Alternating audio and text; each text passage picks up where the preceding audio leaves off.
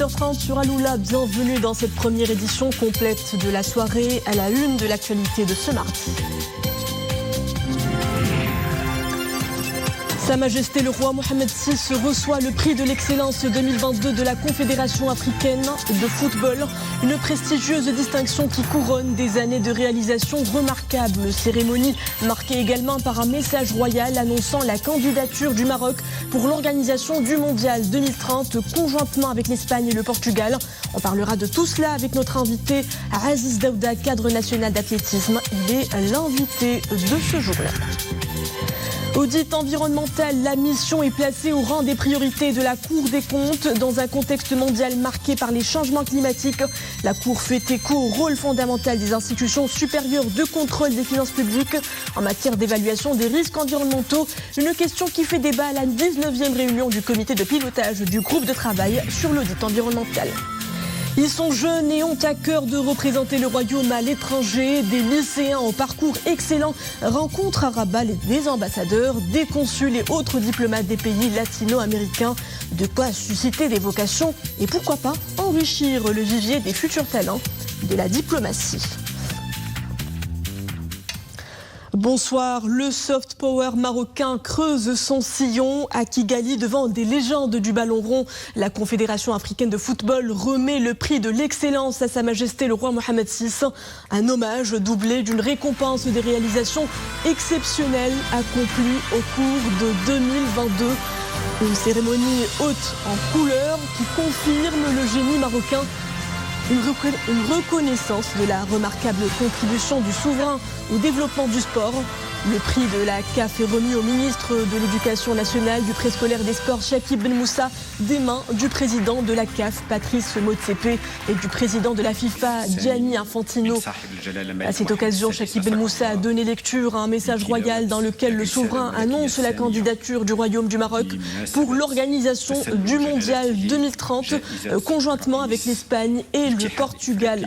Sa Majesté le Roi n'a pas manqué de mettre en valeur la place de choix qu'occupe le football dans le cœur du peuple marocain.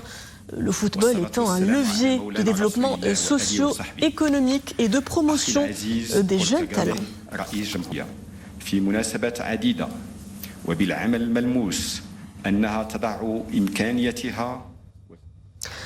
Je vous propose d'écouter le message royal dont lecture a été donnée par le ministre de l'Éducation nationale, du préscolaire et des sports, Chakib Ben Moussa. Iman Ablou. Louange à Dieu, prière et salut sur le prophète, sa famille et ses compagnons. Mon cher frère Paul Kagame, président de la République du Rwanda.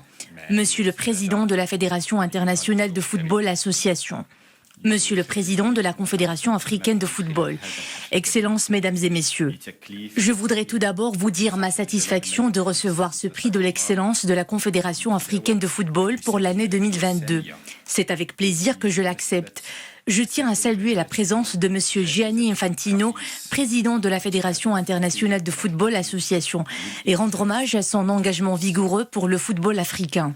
Je voudrais également remercier le président de la Confédération africaine de football, Monsieur Patrice Motsepe, pour son leadership et son action pour le rayonnement du football africain et la résurgence de la crédibilité de ces instances.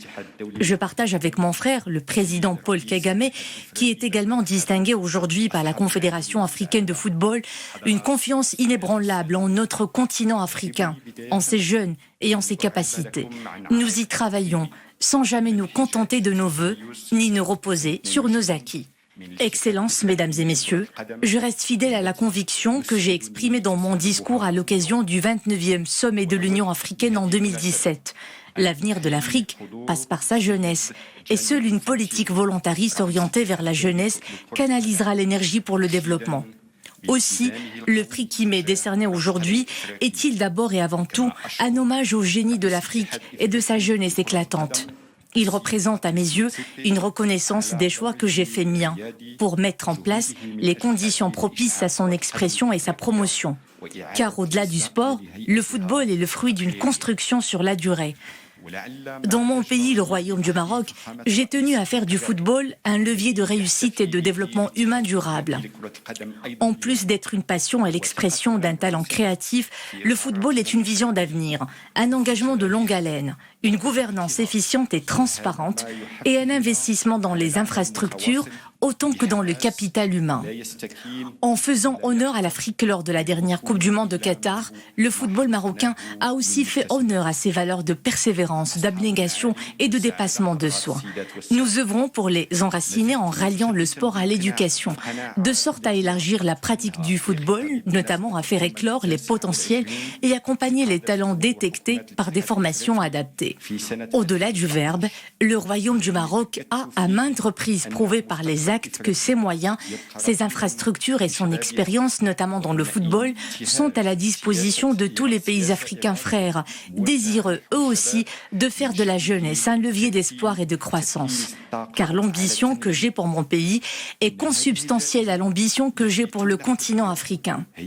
Excellences, mesdames et messieurs, dans cet esprit, j'annonce devant votre Assemblée que le Royaume du Maroc a décidé avec l'Espagne et le Portugal de présenter une candidature conjointe pour abriter la Coupe du Monde 2030.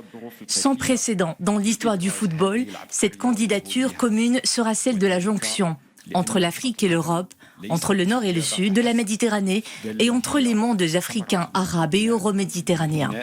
Elle sera aussi une candidature de rassemblement autour du meilleur de part et d'autre et la démonstration d'une alliance de génie, de créativité, d'expérience et de moyens. Wassalamu alaikum wa rahmatullahi ta'ala wa barakatuh. وحقر في يوم الخميس 16 شعبان 1444 هجرية الموافق ل 9 مارس 2023 ميلادية محمد السادس ملك المغرب. Mohammed VI. I thank you. Le prix de l'excellence décerné par la CAF à Sa Majesté le Roi aujourd'hui à Kigali témoigne, nous le disions, des efforts inlassables déployés en faveur du football marocain et africain et en faveur également de la promotion des jeunes talents du ballon rond. L'année 2022 a été celle du couronnement d'une série d'initiatives, de chantiers concrets et de belles réussites. Sa Majesté a toujours été le premier à soutenir l'équipe nationale et cela avant et après le mondial Qatar 2022. Le souverain a toujours été en contact direct et permanent avec les membres de l'équipe nationale ainsi que le sélectionneur afin qu'il redouble d'efforts pour être à la hauteur de ses aspirations.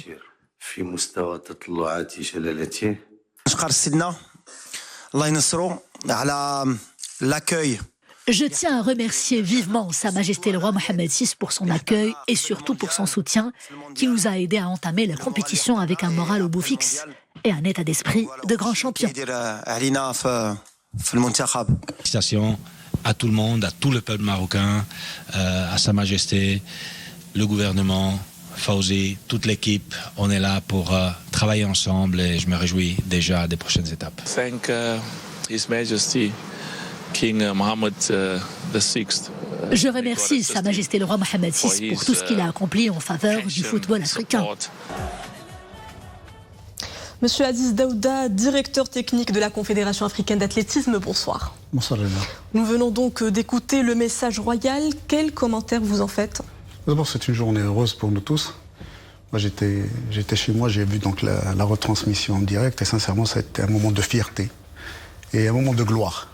Parce qu'en fait, c'est le continent entier, les 54 pays africains représentés par la Confédération africaine de football ici, c'est en leur nom d'ailleurs que M. Motsepe a parlé, et aussi il y a à côté une reconnaissance mondiale avec la présence d'Infantino.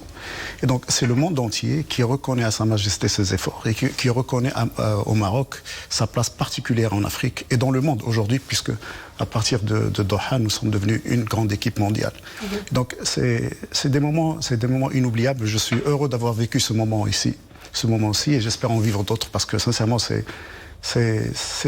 tout à quoi peut espérer un sportif. C'est de vivre des moments comme ça. Justement, M. Daouda, dans son message, Sa Majesté le Roi annonce la candidature du Maroc pour l'organisation du Mondial 2030, conjointement avec l'Espagne et le Portugal. Le Maroc a bien évidemment toutes ses chances pour accueillir et organiser cette grande messe footballistique, n'est-ce pas, M. Daouda? Je pense que c'est ce qui peut arriver de mieux à une Coupe du Monde. C'est de faire la jonction entre deux continents, mais aussi de s'inscrire dans un continuum historique, parce que c'est quand même, cette zone fait partie d'une même histoire. Nous avons la même histoire que le Portugal, que l'Espagne. Et donc c'est un moment qui va être vécu différemment par rapport aux autres coupes du monde. Il est certain que si cette compétition nous est accordée, c'est tout ce qu'on peut espérer pour notre pays et pour nos voisins du Nord, c'est que ça va être l'occasion de montrer combien les humains sont très proches des uns des autres, indépendamment des continents où ils vivent. Et que le sport peut justement constituer ce lien, mais que ce lien, en fait, n'est pas d'aujourd'hui. Il est là, il est ancestral, il est là depuis très longtemps. Quand vous promenez en Espagne, ou quand vous prenez au Portugal, ou au nord du Maroc, ou dans tout le Maroc, vous êtes quasiment dans la même région du monde. Tout à fait. Et donc, ça ne peut être qu'une grande Coupe du Monde où l'humanité va comprendre ce que sont les relations humaines, indépendamment des continents, indépendamment des couleurs, indépendamment des religions. On va vivre un moment d'humanisme invraisemblable. J'espère être là pour voir ce moment. Inch'Allah.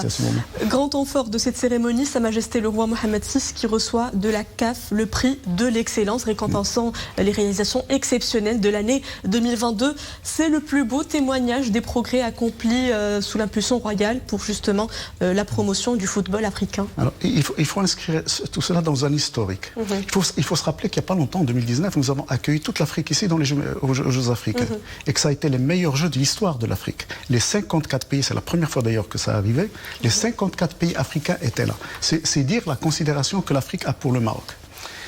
Moi qui ai la chance de me promener un peu partout en Afrique, je ressens la place qu'occupe Sa Majesté dans le cœur des Africains et la place du Maroc dans le cœur des Africains. Nous avons une place particulière. Aucun autre pays d'Afrique n'a cette place dans le cœur des Africains.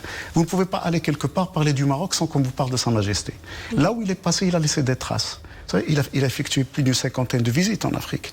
Il a signé et supervisé la signature de plus d'un millier d'accords et de conventions et de protocoles de coopération. Donc nous sommes très présents en Afrique. Peut-être qu'on ne le sent ici, nous ne le sentons pas assez. Mais quand on a la chance de voyager en Afrique, et tous ceux qui voyagent en Afrique le ressentent. Et donc cette consécration dépasse le cadre du football, à mon sens. C'est une considération qui montre au monde entier la place qu'occupe Sa Majesté, qu'occupe le Maroc, les politiques du Maroc, la coopération sud-sud marocaine dans le cœur des Africains. Et justement, l'expérience Maroc inspire à l'échelle du continent et même au-delà, notamment à travers les exploits des équipes nationales. Le foot marocain est porté au firmament. C'est aujourd'hui un outil de soft power ?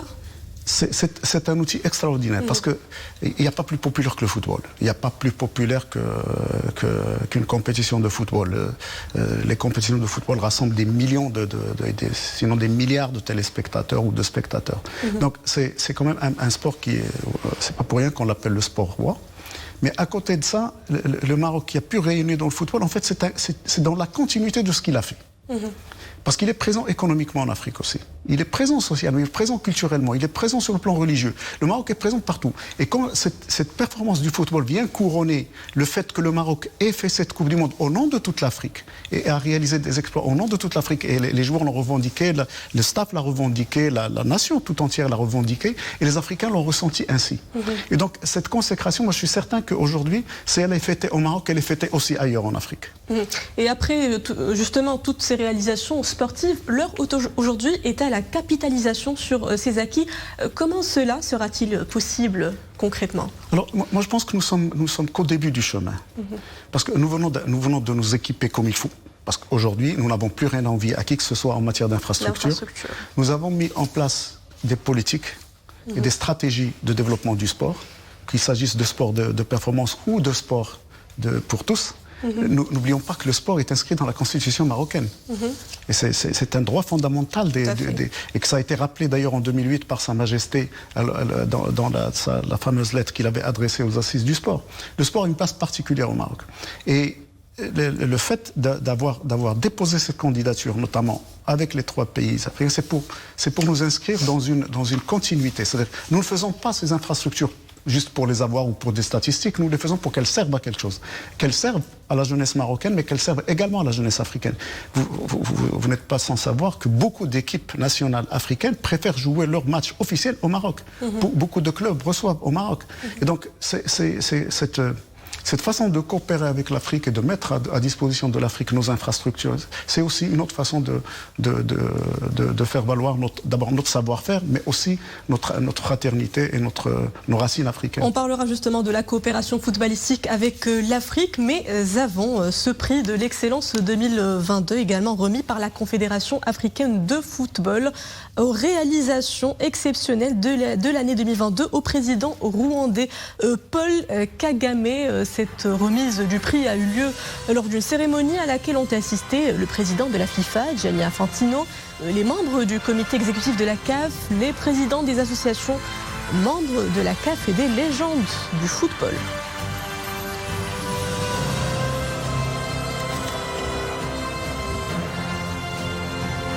As we now transition to hear the acceptance speech of His Excellency. Monsieur Daouda, c'est le foot africain qui est à l'honneur aujourd'hui à Kigali. C'est toute l'Afrique qui prouve encore une fois au monde entier le lent chemin jusqu'ici parcouru par un continent qui respire l'amour du football et qui ne ménage aucun effort pour le porter au plus haut niveau dans les grandes compétitions internationales. Votre analyse? Moi, je suis content que ça se passe à Kigali. Vous savez pourquoi? Rwanda. J'ai eu la chance à plusieurs reprises d'aller à Kigali, notamment après la visite de Sa Majesté dans ce pays. Et aujourd'hui, les gens se rappellent de Sa Majesté au volant d'une voiture en train de sillonner les ruelles et les rues et les boulevards de Kigali, qui est une très belle ville. Et le peuple rwandais est un peuple très accueillant, très chaleureux, qui nous est très proche. Quoique géographiquement ils soient loin, mais ils sont proches par certaines valeurs que nous portons ensemble. Moi, je pense que cette consécration de Sa Majesté va constituer aussi un nouveau départ pour le football national. C'est une responsabilisation.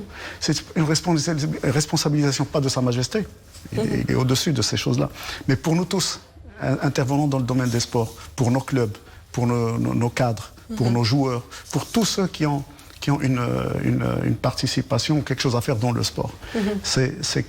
Cette consécration nous place à la juste valeur que nous méritons, mais nous responsabilise vis-à-vis du continent et vis-à-vis de nous-mêmes. Monsieur Aziz Daouda, directeur technique de la Confédération africaine d'athlétisme, merci d'avoir répondu à nos questions. C'est moi qui vous remercie, Léna. Les réformes majeures réalisées par le royaume sous la conduite de Sa Majesté le roi Mohammed VI, hautement saluées par le Congrès américain. En visite dans le royaume, un groupe de congressmen s'est entretenu avec de hauts responsables marocains, à leur tête le chef de gouvernement Aziz Akhnouch et le ministre des Affaires étrangères, de la coopération africaine et des Marocains résidant à l'étranger, Nasser Bourita. Les membres du Congrès américain se sont dit très enthousiastes de voir de visu les grandes réformes réalisées par le Maroc et le rôle joué dans ce sens par Sa Majesté le roi en faveur de la famille et de l'émancipation de la femme, ainsi qu'en matière d'investissement économique et d'infrastructure. Les membres du Congrès US ont également mis en exergue la place du Maroc en tant que leader dans la région, soulignant l'importance pour les États-Unis de poursuivre ce partenariat qualifié de solide.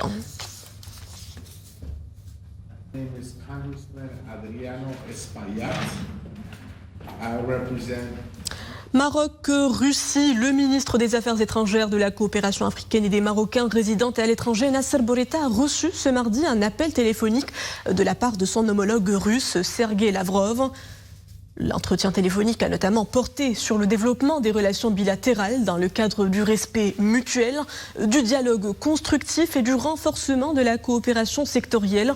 Les questions régionales et internationales ont également été abordées lors de cet entretien. C'est une question qui pose de grands défis au gouvernement. Le changement climatique est devenu aujourd'hui la priorité de toutes les politiques publiques. La dimension environnementale arrive même sous les yeux de la Cour des comptes. Cette instance supérieure de contrôle multiplie ses missions d'audit environnemental, de quoi aider les gouvernements à identifier les risques et adopter les solutions adéquates. Un travail d'évaluation fondamentale mis en avant lors de la 19e réunion du comité de pilotage du groupe de travail sur l'audit environnemental des institutions supérieures de contrôle des finances publiques. Hassan Silla, Khadija Zarwal et Zakaria Mokrimbillah. Dans un contexte mondial marqué par les changements climatiques, la pollution et la surexploitation des ressources naturelles, identifier et observer les risques liés à l'environnement devient une priorité des gouvernements. Un rôle auquel peuvent fortement contribuer les institutions supérieures de contrôle des finances publiques, INTOSAI. Pour cette réunion, les représentants de ces institutions de différents pays ont retenu 3 axes: la gouvernance, le financement et leur impact dans la préservation de l'environnement. La Cour des comptes place depuis des années la question environnementale parmi ses priorités en matière de contrôle et d'audit, parmi les principaux points du plan stratégique des juridictions financières pour la période 2022-2026.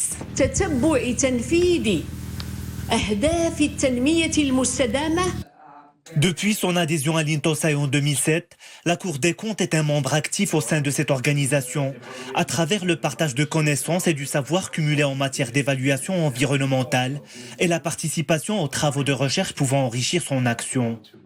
Aujourd'hui, c'est les institutions d'audit qui coopèrent et pour échanger l'information, les bonnes pratiques et tout ça, pour qu'on puisse travailler ensemble. We now have the adhesion of Morocco to the executive group of the Le Maroc s'est inscrit dans le groupe de travail sur l'audit environnemental, ce qui a une valeur ajoutée à l'organisation. Nous allons travailler ensemble à préparer les questions liées à la protection de l'environnement qui seront débattues lors de la COP28 prévue à Dubaï en novembre prochain.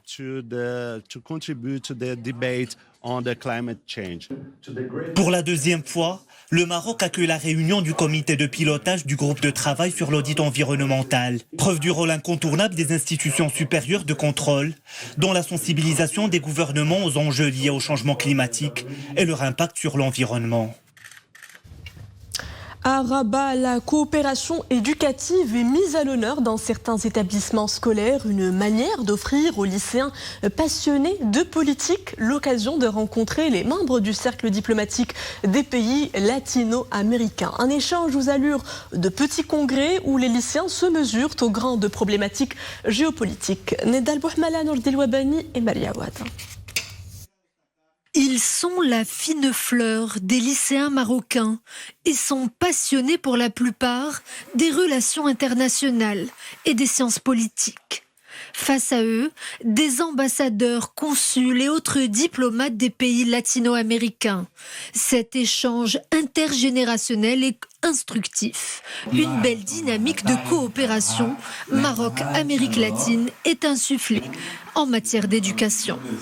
Ce sommet est important pour les étudiants marocains car c'est au travers de ces échanges qu'ils peuvent avoir un aperçu concret de la politique extérieure des pays latino-américains. Les relations multilatérales et le fonctionnement des organismes internationaux. D'ailleurs, les pays latino-américains ont un fort potentiel de collaboration avec l'Afrique et plus particulièrement avec le Maroc. Autre temps fort de ce sommet, une table ronde et un débat animé par des étudiants étrangers, tout droit venus d'Uruguay, du Brésil, d'Espagne et des autres pays représentés. Tous abordent avec éloquence les relations bilatérales entre le Maroc et l'Amérique latine. C'est une opportunité pour moi que d'être ici. Cela me permet de tirer un enseignement de qualité avec des gens hors du commun, tout en découvrant d'autres cultures et d'autres langues. J'aime beaucoup ce genre d'événement. Cela me permet de rencontrer différentes personnes, d'autant plus que ce n'est pas donné à tout le monde d'échanger avec des diplomates, voire même des ambassadeurs. Je suis très heureuse d'avoir pu participer à ce moment de partage ici à Rabat. Développer la coopération éducative au Maroc, c'est aussi aborder des questions liées à la langue et à son origine, débattre pour apprendre à mieux se connaître. Un petit aperçu de ce qui sera peut-être plus tard le métier de ces lycéens. Mais pour l'heure, ils ont beaucoup à apprendre de leurs aînés. Hajj 2024, l'opération d'enregistrement électronique démarre ce 20 mars. L'enregistrement restera ouvert jusqu'au 30 courant aux citoyens âgés de 18 ans et plus et n'ayant pas effectué le Hajj durant les 10 dernières années. L'enregistrement électronique se fera via le site internet du ministère www.habous.gov.ma.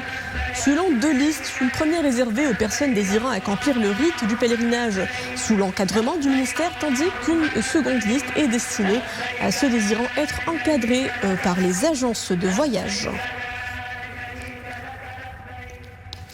Opération sécuritaire dans la région de l'Oriental. 18 individus ont été interpellés ce matin par les éléments de la police judiciaire de Nador, Berkane et Oujda pour leur implication présumée dans des crimes électroniques économiques liés à la spéculation et fraude aux carburants et huiles pour moteurs. Parmi les mises en cause des responsables d'entrepôts industriels et des stations-service ainsi que des employés présumés impliqués dans la commission de ces actes criminels et complicité. Les opérations sécuritaires menées simultanément dans plusieurs entrepôts ont permis la saisie de dizaines de tonnes de carburant et d'huile moteur de qualité douteuse. Les prévenus sont soumis à l'enquête judiciaire sous la supervision du parquet compétent afin d'élucider les tenants et aboutissants de cette affaire. Avant de vous quitter, je vous rappelle que nous allons bientôt repasser à l'heure légale GMT à l'occasion de l'avènement du mois sacré de Ramadan. Pensez donc à remettre vos pendules à l'heure à partir de ce dimanche 19 mars à 3h. Tandis que le retour à GMT plus 1 se fera en avançant de 60 minutes, sera opéré après la fin du mois de Ramadan, soit le dimanche 23 avril à 2h.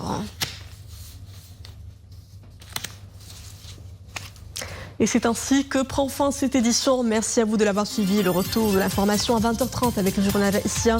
Très belle suite des programmes à tous sur Aloula.